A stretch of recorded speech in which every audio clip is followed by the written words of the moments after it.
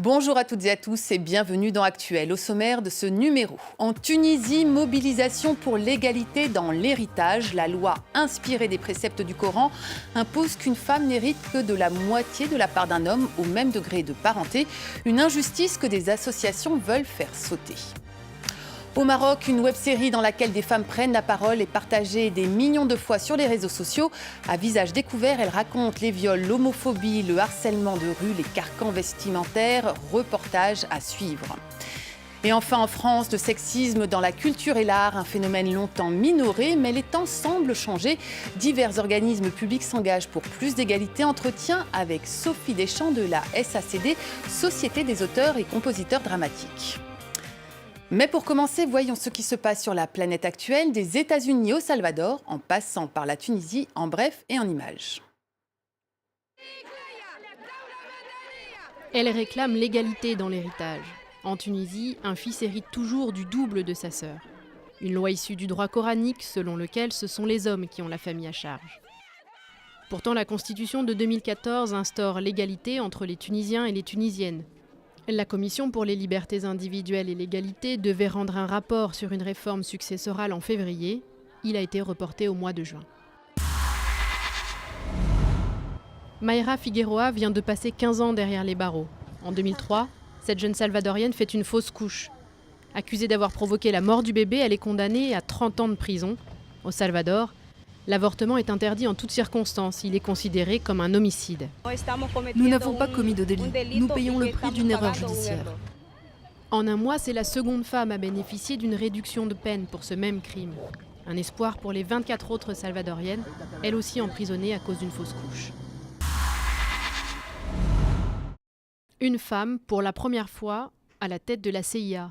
Gina Haspel, 61 ans, a été choisie par Donald Trump. Une figure très controversée pour ses positions sur la torture, elle est connue pour avoir dirigé une prison secrète en Thaïlande où les détenus étaient soumis au waterboarding, une simulation de noyade. Un sujet sur lequel Gina Haspel devrait être interrogée le mois prochain lors de son audition devant le Congrès américain. Au Maroc, les violences faites aux femmes ont longtemps été tues et restent encore largement tabous. Mais les langues commencent à se délier. Une web-série intitulée Maroquiat fait partie de ce mouvement. À visage découvert, des Marocaines y racontent leur quotidien dans une société encore très patriarcale. Un récit d'Inès Olagaray. J'ai été agressée sexuellement par un membre de ma famille. Elle s'appelle Rizlan 2012 قررت ندير le voile. ou Radija. Elles sont marocaines, Maroquiat en Darija. C'est le nom donné à cette mini-web-série lancée ici à Casablanca. Un format court pour donner le plus possible la parole aux femmes. هبط للحانوت شفت واحد راجل سكيري تبا خارج سكران بوغي من البار شدني من ايدي صحا اجي يلاه تمشي معايا انت موالفه كديري هادشي وبشحال كتباتي. Je n'étais pas intéressée par l'opinion, mais plutôt par le vécu. Donc chaque femme raconte une petite histoire sur elle, sur son quotidien en tant que femme. Elle s'approprie cet espace public qui ne lui appartient pas.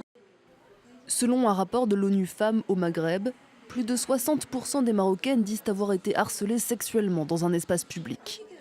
Dans cette mini-série, elle parle de ces agressions, mais aussi des interdits sociaux ou d'homosexualité. باش نكون واضحه انا كنعيش الحياه ديال اون بيرسون اللي زعما بيسيكسويل. Les épisodes sont diffusés sur la page Facebook de cet incubateur. Ils ont généré plus de 6 millions de vues en seulement quelques mois. La représentativité, la mixité, la diversité, c'est des questions très importantes et qui tiennent à cœur aussi beaucoup de jeunes qui avaient envie de corriger peut-être un peu le tir de ce qu'ils voyaient dans leurs propres réseaux sociaux. Le témoignage de Salima a été visionné plus de 340 000 fois. Un engouement qui l'encourage désormais à agir. Et je suis partie, je me suis fait un tatouage. Je sens beaucoup de résilience dans les femmes marocaines. Et moi d'abord. Grâce à ce projet, j'ai plus envie de faire quelque chose. Depuis le lancement de la série, les témoignages et les messages de soutien se multiplient. Les créatrices de Maroquiat en sont convaincues. Les réseaux sociaux peuvent changer la donne pour briser les tabous de la société marocaine. J'espère que بالنسبه لهاد لي كا هادو ils seront inspirés pour être plus à l'aise مرتاحين اكثر مع حياتهم ومع l'identité ديالهم. En France, le monde de l'art et de la culture enfin poussé à faire un effort en matière d'égalité. Plusieurs recommandations ont été faites par le gouvernement aux organismes publics du secteur, notamment en matière de parité. Sophie Deschamps, bonjour. Bonjour. Merci beaucoup d'être avec nous. Alors, vous êtes membre de la SACD, Société des auteurs-compositeurs dramatiques, société fondée par Beaumarchais et qui gère notamment les droits d'auteur en France.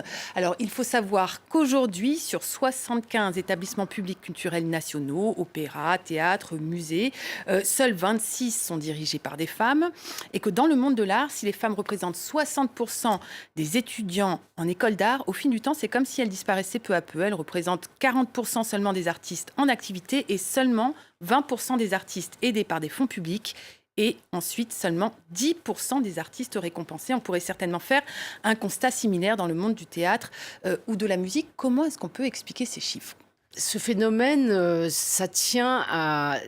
Je pense que c'est l'histoire de la France aussi, c'est-à-dire que au 19e, fin du 19e, les femmes ont été enlevées des livres scolaires, les femmes qui écrivaient, les femmes peintres, les femmes compositrices, tout le monde a été retiré des livres scolaires pour remettre les femmes à la cuisine et qu'elles fassent des enfants.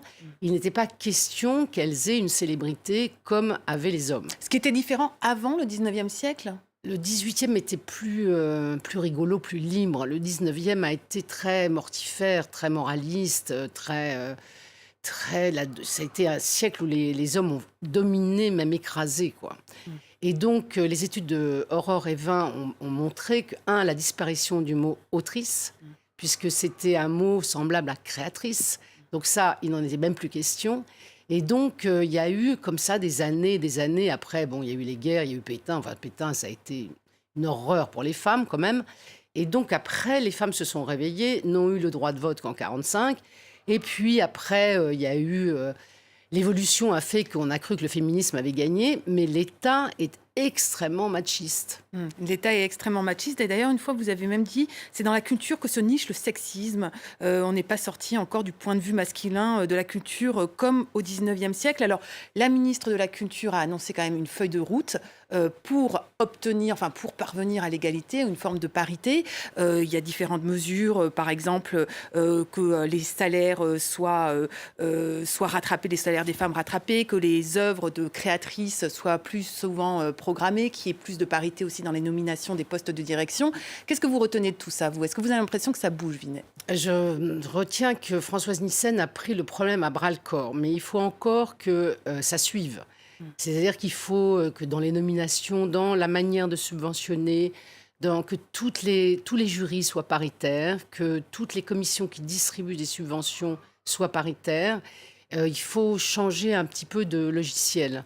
Et il faut que parce qu'il y a le ministère qui distribue les subventions, mais il y a aussi beaucoup les collectivités, il y a le CNC, tout ça. Et il faut que dans chaque instance, ça ne soit pas un projet de faire monter la parité, mais une obligation. On voit bien qu'en 5 ans d'études, rien n'a bougé.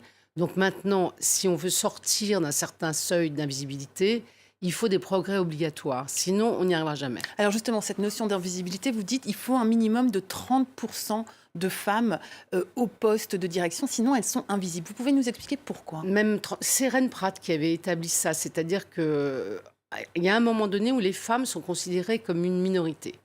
Et il y a un seuil qui les rend totalement invisibles. Et par exemple, dans les expressions à la télévision, les expertes et tout ça, on voit bien que pour les enfants, les métiers, il y a une grande partie des métiers qui sont réservés aux hommes, puisqu'il n'y a qu'eux qui parlent, il n'y a qu'eux qui s'expriment.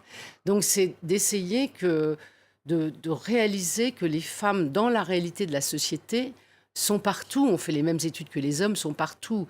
Donc arrêter de les payer moins, ça serait déjà la moindre des choses. D'ailleurs, Françoise Nyssen s'est aperçue que dans son propre ministère, les filles étaient moins payées à poste égal, donc elle va remettre ça d'aplomb.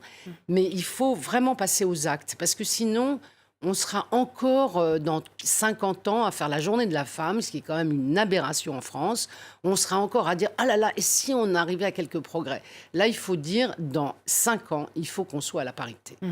Dernière question, très très rapidement. Certains se disent il faut aller plus loin, il faut aussi avoir une vision critique de l'histoire de l'art, de la culture, et par exemple, modifier éventuellement des œuvres, comme ça a été le cas d'un opéra en Italie qui a modifié la fin de Carmen, ou bien faire annuler les concerts de attentats, ou bien voilà. Est-ce que vous partez vous êtes aussi sur cette lignée? Pas du tout. Moi, je suis totalement contre la censure. Donc, il est hors de question de censurer les œuvres et hors de question de les modifier.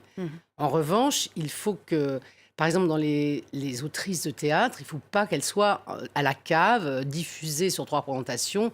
Il faut que les grands théâtres nationaux montrent des œuvres de femmes. Et là, on aura des points de vue plus féminins sur la vie, le monde. Ça sera mieux. Et pour moi, une œuvre ne se modifie jamais, puisque c'est une œuvre de l'esprit. On ne trahit pas un auteur ou une autrice, jamais. Donc pas de censure, mais Jamais. par contre rendre plus visibles les œuvres des femmes. Merci beaucoup Sophie Deschamps d'avoir été avec nous. Voilà, c'est la fin de cette émission. Merci à toutes et à tous d'avoir été avec nous. Vous pouvez continuer à nous suivre sur les réseaux sociaux. Et on se quitte sur ces superbes images de la photographe française Françoise Huguier, que vous pouvez retrouver dans l'album de Reporters sans frontières, sans photos pour la liberté de la presse. Album dans lequel vous pouvez découvrir également un dossier spécial sur les femmes dans les médias, intitulé « Tout n'est pas rose ».